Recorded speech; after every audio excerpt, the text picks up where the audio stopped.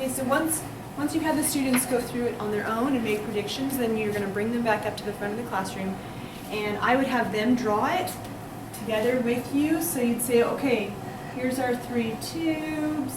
What are we going to predict? So for the conservative model, if you look, the first one, the parental generation, starts too heavy. And then the next generation, you have those too heavy, and you have a brand new one that's all new, right? And then the third generation, you have that heavy, and you have a bunch of brand new ones that are all new, okay?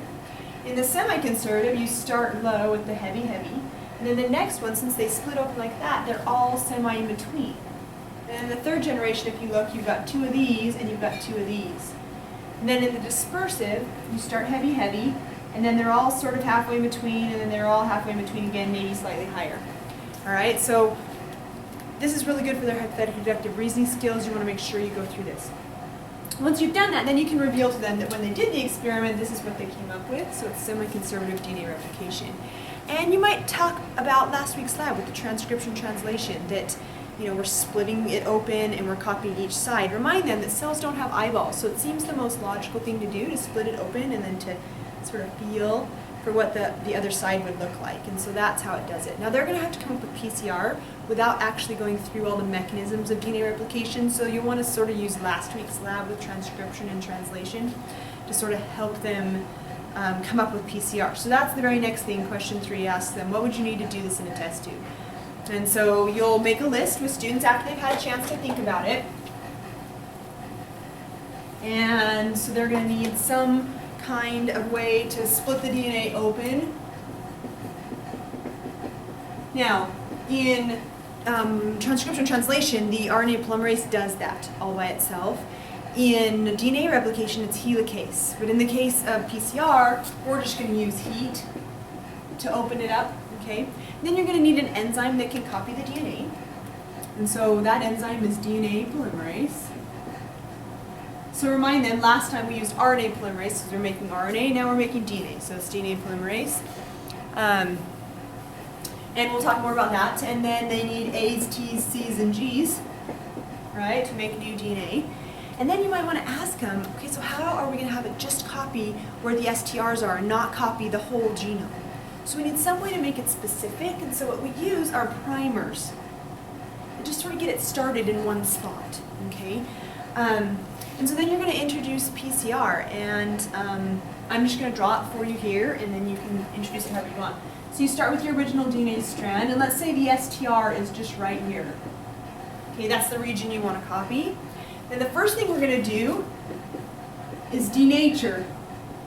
And that's done using heat. And generally it's around 96 degrees Celsius. So remind them, we're in Celsius here. That's like nearly boiling, right? And that's going to split the DNA open. And then number 2 is annealing. And that's when we're going to let the primers sit down where they're supposed to go. So we've got to cool it down a little bit so that short sequences will sit down, but not the whole long sequence. So depending on the primer and how many C's and G's it has, the primer annealing temperature is anywhere from like 45 to 55 degrees. And that's when those little primers are going to sit down. And notice they're on opposite sides because they're going to go anti-parallel, okay, on the opposite sides flanking the region that you want to amplify. And then this third step is just extension. And so you're going to bring the temperature up to 72 degrees Celsius, and that's going to allow the enzyme to work at its optimal temperature, and it's just going to copy each side. Now notice it just keeps going off into oblivion, okay? But once you do the next round, the primers are going to sit on the sides of those, and eventually it will truncate it to just that region. So you just repeat over and over and over and over again. Okay, now the reason we use 72, that's because we use 96. Let me go back. So human enzymes, they work at 37 degrees. That's our optimal temperature. If you were to bring our enzyme, our DNA polymerase, up to 96 degrees, it would melt. It would denature. So we have to use a special polymerase that won't denature under the extreme temperature. And so we use a DNA polymerase that we get from Thermophilus aqueous, which is a heat-loving bacteria. And so we call it TAC polymerase. And it can withstand the 96, and then its optimal working temperature is 72 degrees. So that's why I run it at 72. And this is called polymerase chain reaction. or PCR. Now feel free to play the PCR song right now, it's really fun, but you don't need to, okay? But if you want to, by all means. All right? Okay, I'm gonna pause this for a second and we'll come back to you.